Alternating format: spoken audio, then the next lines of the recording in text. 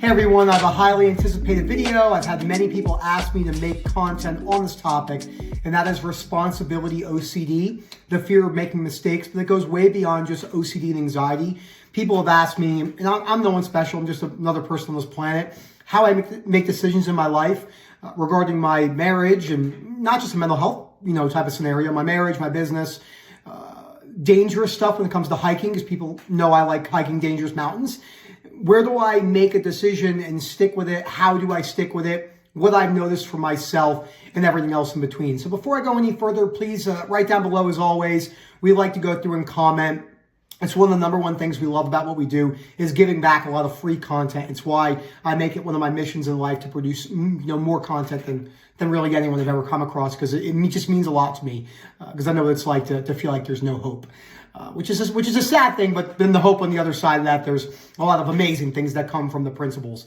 And if you need help with this, if you're really struggling with responsibility OCD, fear of losing control, harm OCD, wearing urges, breaking down belief systems, please email us at phil@ocdrecovery.com, and we will get back to you in a timely fashion.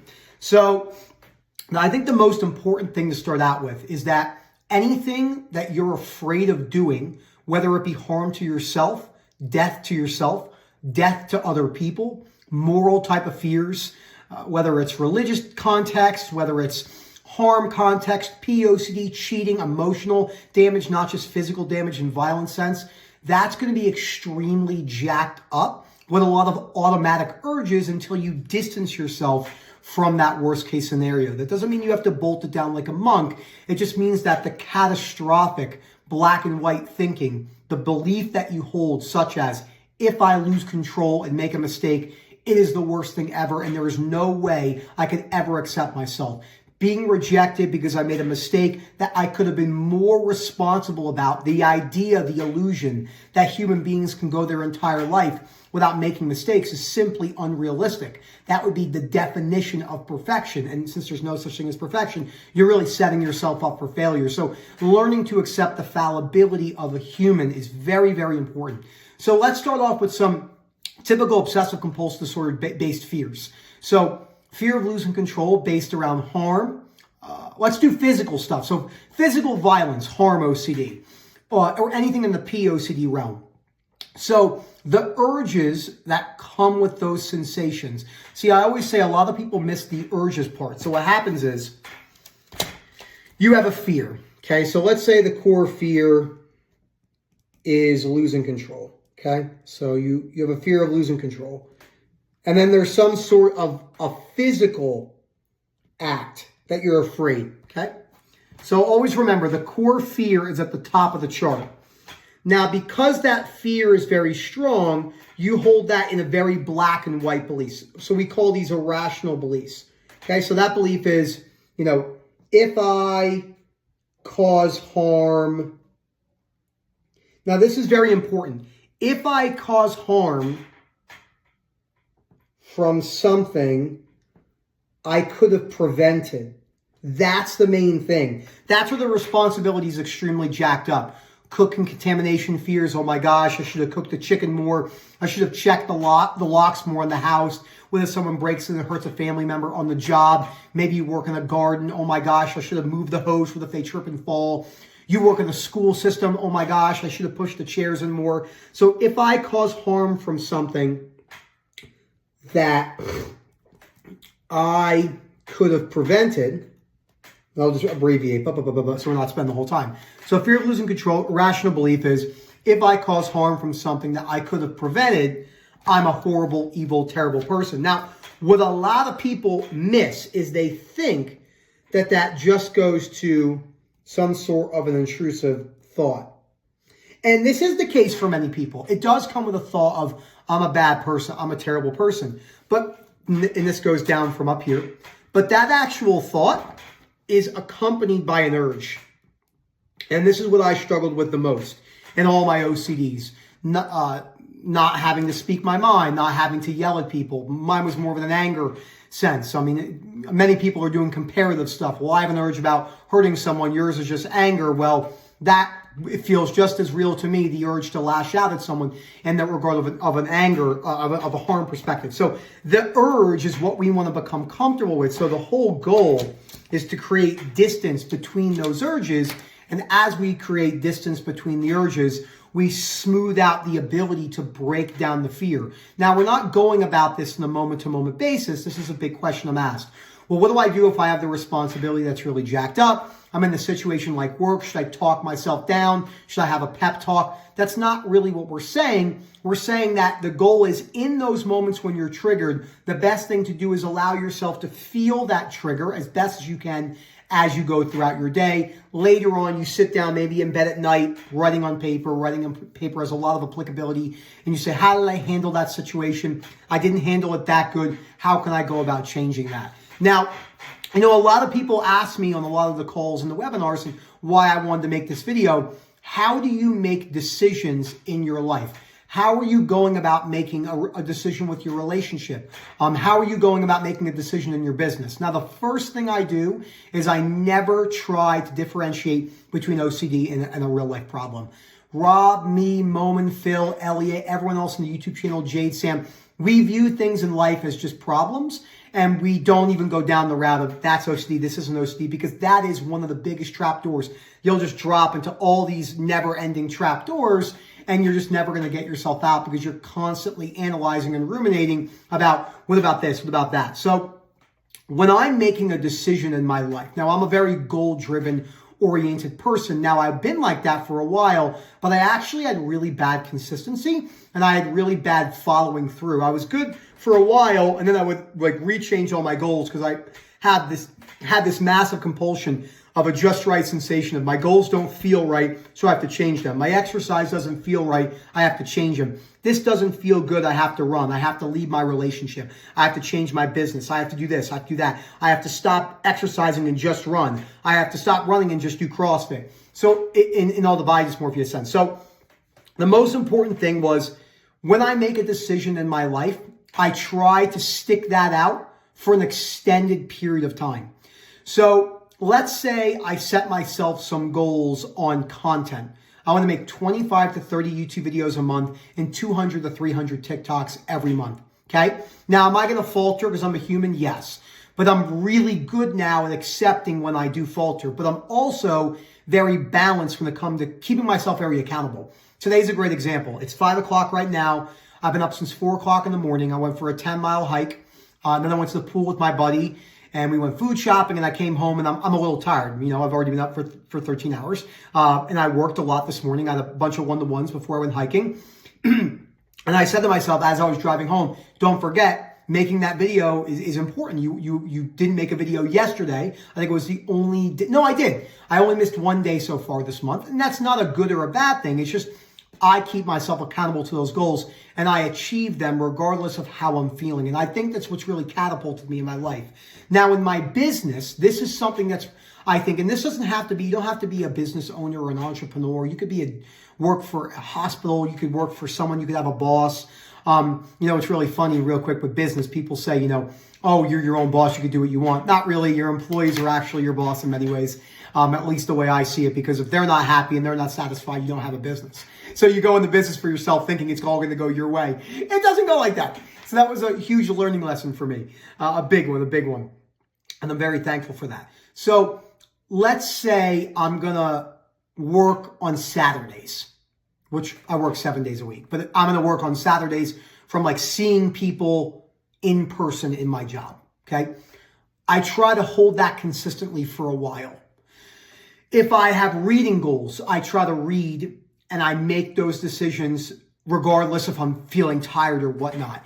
And this sounds simple. And I always say I've read many books on habits and stuff like that, but that's how I go about making decisions in my life. And I have a very militant mind in that way, where I hold myself extremely in high standards, but in an unconditional way, where I'm like, you're going to go to the gym, you're going to work out 5 days a week, you're going to do HIIT cardio twice a week, you're going to hike on the weekends, you're going to do hard hikes, you're going to push yourself, you're going to watch documentaries on things that actually make you think. And there's nothing wrong with watching mindless stuff. I do that stuff as well. But I enjoy really pushing myself. That's how I make those decisions. Now, from a responsibility direct mindset, because maybe some of you are thinking, yeah, but what does that have to do with the responsibility of, say, harming someone? Well, if you can't stick out the small things, it's going to be really difficult to stick out the big things. And I do think there's a lot of applicability in that came from Jim Rohn. All it takes is a couple wrong decisions every single day, and then 6 years from now, you're doing the things you don't want to do, and you're doing the same old things over and over again. So if you can't apply it to the small things, it's very difficult to apply it to the big things. It's not the end of the world, but it is important to say that. So let's say you want to have a child. You're a mother or a father, or a husband, and you want to have a child. If you make that decision, do your best to stick it out, regardless of how many urges and fears you have. Because there's no better exposure for harm OCD or POCD or self-harm OCD, with if I hurt myself and I'm not there for my child, narcissistic mental illness type fears, schizophrenia, bipolar, narcissistic personality disorder, than having a child. That is your biggest exposure, okay? Now, let's say you're working in a place where there's a lot of pressure. You're in an ER room, emergency room as a nurse. You're going to hold yourself accountable. You're not going to do multiple checks that are outside the guidelines of what you have to do. If the rules of the hospital say you have to check something twice, you're checking it twice. Okay? Other than that, you're going to have to hold yourself really accountable and not check twice. That's going to be very difficult, but it is really important that you do that. The main thing is the urges to run, the urges to avoid will need to be very, very, very, very important in your recovery process, in the sense of I'm going to distance myself from these urges regardless of how bad they feel, as I work on the belief about why the urges are horrible from the fear perspective. And I want to end the video with a good section on rejection. There is no responsibility OCD without rejection. Whether it's self-rejection, societal rejection, family rejection, coworker rejection, cancel culture, what does this mean about me and my values? As you change your perspective with rejection, you start to realize how afraid we are as a society of rejection. And on the other side of that point, as I said in the beginning of the video, the goal isn't to bolt down rejection where you never feel rejection. I use a very simple example. If Eric and I separated and I went up to a group of girls in the bar and one of them I thought was cute and I said, hey, you're really cute, you want to go for a dance? She looked at me and said, you're disgusting, get away from me. The chances of you feeling nothing in that moment is basically zero. Okay? Maybe, but probably zero. It's a healthy dosage of rejection. Rejection has extreme benefits. Shame and guilt have extreme benefits. Chronic shame, chronic guilt, chronic rejection-based fears have no benefits. So let's say you have a fear of doing something wrong from a responsibility aspect, and it's a healthy dosage of guilt. You left something in the garden, you're a gardener, you work somewhere where people are walking through like awnings or stuff, maybe you're security, someone trips and falls and breaks their kneecap. The goal is to not feel anything. The goal is to feel a healthy amount of remorse and responsibility to say, I did something wrong, maybe, check it in a healthy amount, and then maybe be a little bit more cautious. But when you have responsibility OCD, you're so jacked up on what's the line in the sand of what is the correct amount to check and what's the not, like, is it a compulsion, is it avoidance? You're never going to get that answer, but there is some sort of healthy amount of checking that can be done. But on the other side of that coin, you're never going to be able to get certainty on whether you're teetering over into a compulsion or not. And I think that's the most important thing to remember, because whether it's contamination of your kid's food, whether it's fear of losing control with a harm and POCD perspective, whether it's cheating, that's a false memory, or a real event, you actually have cheated, and all the other responsibility aspects of being a mother or a father or a school teacher or a doctor or a nurse, that responsibility is jacked up to the max, internal temperature jacked up, because you hold some sort of a strong irrational belief on being rejected. And again, it's not about baselining no awareness of rejection. That's more than likely not the reality. The reality is it's a balanced dosage of rejection that you're never going to be able to get certain on whether it's the correct amount or the not correct amount. And that's key. So I hope you guys enjoyed this video. If you have any other recommendations, I just did, the responsibility one. I have Fear of Fear coming out tomorrow. Another really good deep dive into Fear of Fear. Cutting compulsions, why they feel bad. And I have to redo the religious video because that one got deleted because sometimes stuff gets caught in the mix. Real quick, let me end this on the death one. Someone asked me that. Sorry, I didn't add that in. How do I make a decision on, if it wasn't for my wife, I would have a wide variety of motorcycles. I grew up jet skiing on the water, so I've always been very much addicted to speed and fast cars and dangerous mountains and living life on the edge in many ways. I've never gone skydiving or parachuting or squirrel based. I just know I would probably be completely addicted to that because I love the thrill and I love the dopamine rush. So I've accepted in many ways that my life probably won't be as balanced as other people because I don't really believe in balance. I believe in pursuit of satisfaction, something Rob and me talk about, not pursuit of happiness. He sent me a really good video. Even though I thought that, I didn't use those terminologies. So, if I'm going to go do something or I'm going to do a hike, let me see if I can pull up and I'll show you guys. I'll flip the camera around. I have my computer up. So there's a Facebook group, that I'm a member of, which is called Colorado 14ers. And it's just a great group. There's just really good pictures in here about, just mountains and everything like that. So let me see if I can find the one that was posted earlier today. So there's a couple peaks that are really, really dangerous. And a lot of people don't want to put themselves in situations where their life actually might be put on the line, which I think is a really, really smart decision. But like if you look at this photo right here, this is a great one. So this is called Knife Edge. And the Knife Edge is a part of a connecting peak on Capitol Peak, which is one of the hardest 14ers. So if you look at like how this woman, so Knife Edge on Ridge. So she's sitting, it's very hard to tell like how steep down this is, but I'm going to see if I can find another one that someone posted earlier today. Here it is. Here's a great one. So this is a good representation of what you have to do to get to the peak of this mountain. So you have to shimmy across for this. And people die on this. So this is something where, I am thinking about this. I have a family. I have obligations to my family that I set for myself, not universal obligations. So I think it's important to be aware of the risks that you take. But I'm very thankful for Erica because I probably would have street bikes. I probably would do this more often. I probably would do a lot more reckless stuff. The motorcycle would be a must, would be an absolute. Like if it was just me, I would have a motorcycle. But I respect Erica in that way because she doesn't want to see me die, right?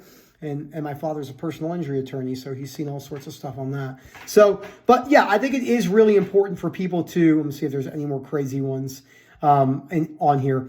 It is important for people to take a realistic perspective on the dangers in their life.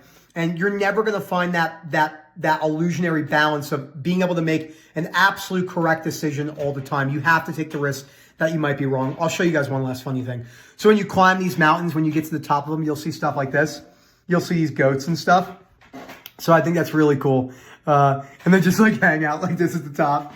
So, if you want to be a member of this page and you guys could just follow it, it's just called Colorado 14ers 14 ERS. And you get to see all the crazy stuff that people post. I mean, like, look how gorgeous this stuff is. So, went off on a little bit of a tangent there, but I hope you guys enjoyed it. This stuff means a lot to me. If any questions, like I said, Phil@ocdrecovery.com. We hope to hear from you soon. Have a good one, everyone.